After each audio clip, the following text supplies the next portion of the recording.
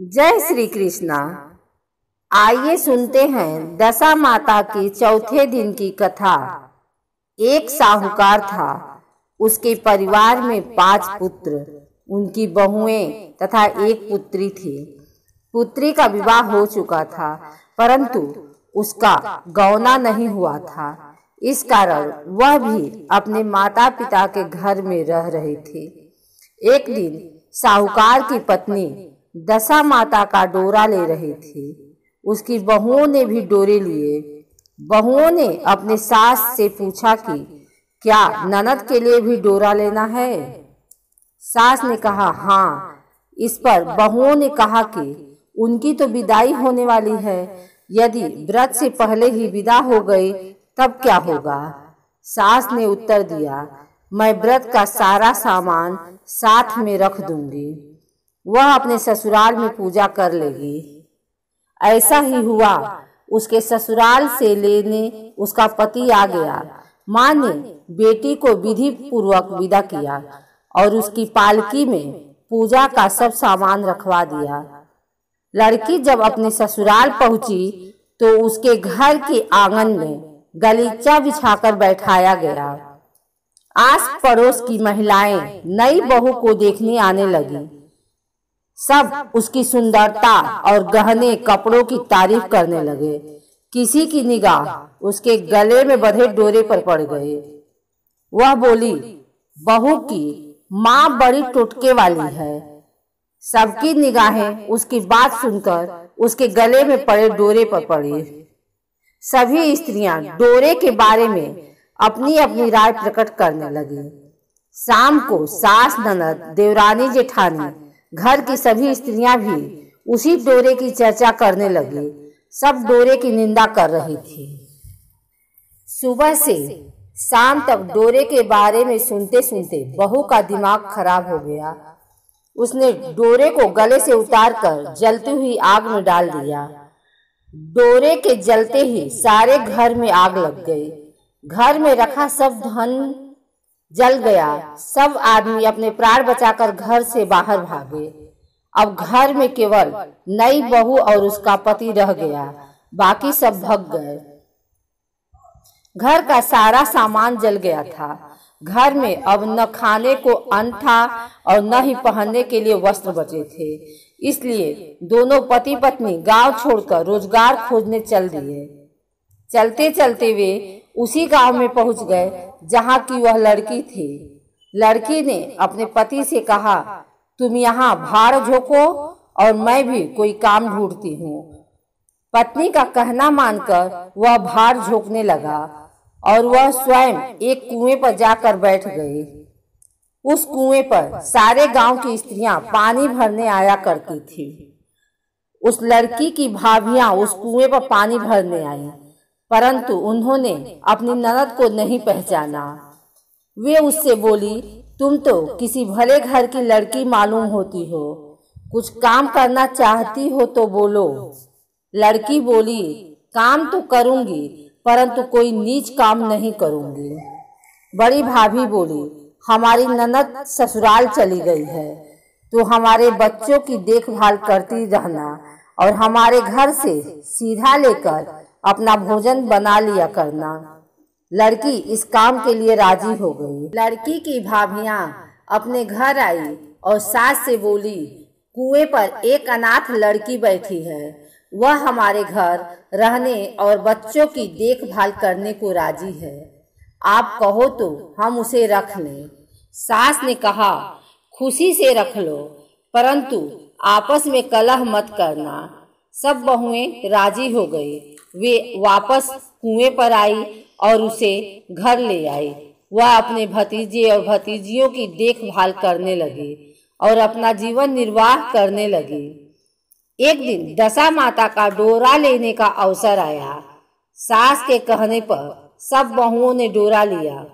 बहुओं ने सास से पूछा कि क्या इस लड़की के लिए भी डोरा लेना है। सास ने कहा हाँ। बहुओं ने कहा, इसी प्रकार आपने ननद जी के लिए भी डोरा ले लिया था, परंतु पूजा से पहले ही उनकी विदाई हो गई। अब इस लड़की को डोरा दिलाना चाहती हो यदि यह पूजा से पहले चली गई तो क्या होगा? सास बोली, तुम्हारी ननद ने अपने घर जाकर पूजा की होगी। यह लड़की पूजा होने तक इसी घर में रहेगी तो अपने आप पूजा में शामिल हो जाएगी, और यदि कहीं चली गई तो वहां पर ही पूजा कर लेगी। सर्वसम्मति से लड़की ने भी दशा माता का डोरा ले लिया।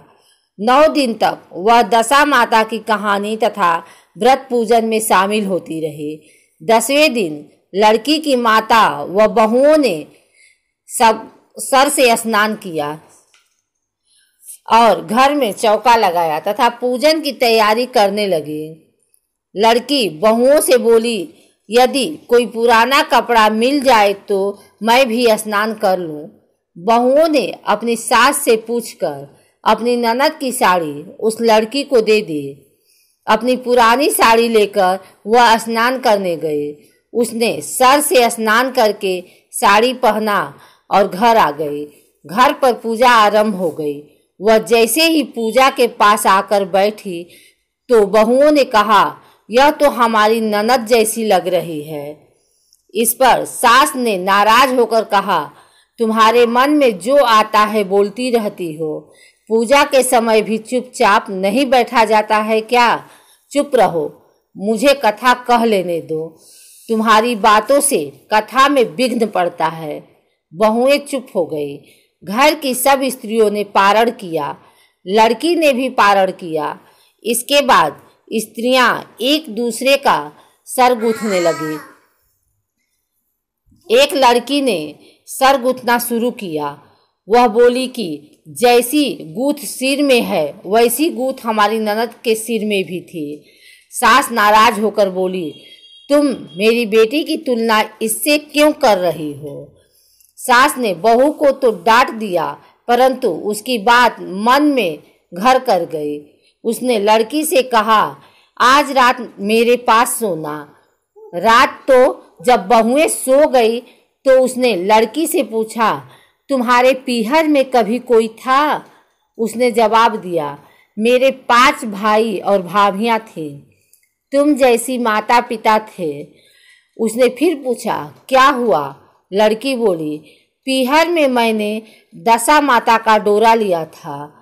उसके पूजन से पहले ही ससुराल के लिए विदा हो गए।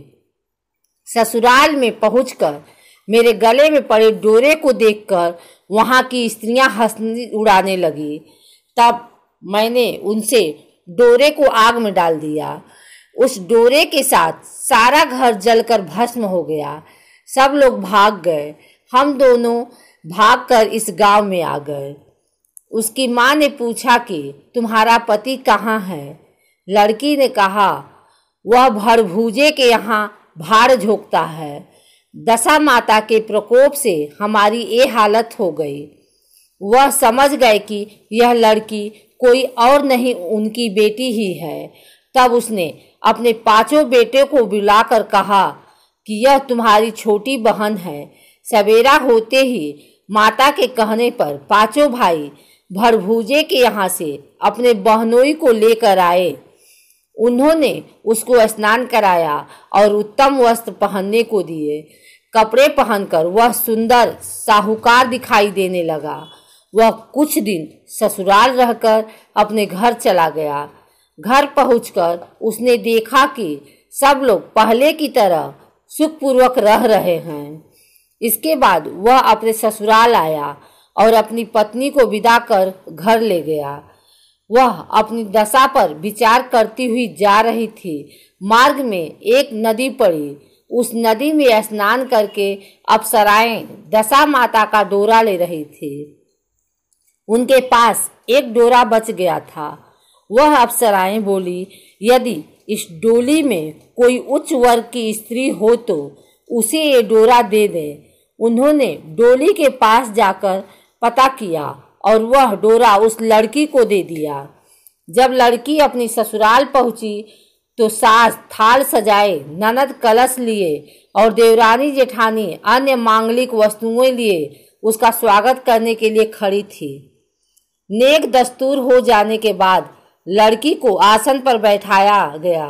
आसन पर बैठने के बाद लड़की ने कहा, आप लोगों ने पहली बार दशा माता के डोरे के लिए अपशब्द कहे थे, जिसका फल ये हुआ कि घर के सब लोग बिछुड़ गए तथा घर का धन धान्य जलकर स्वाहा हो गया।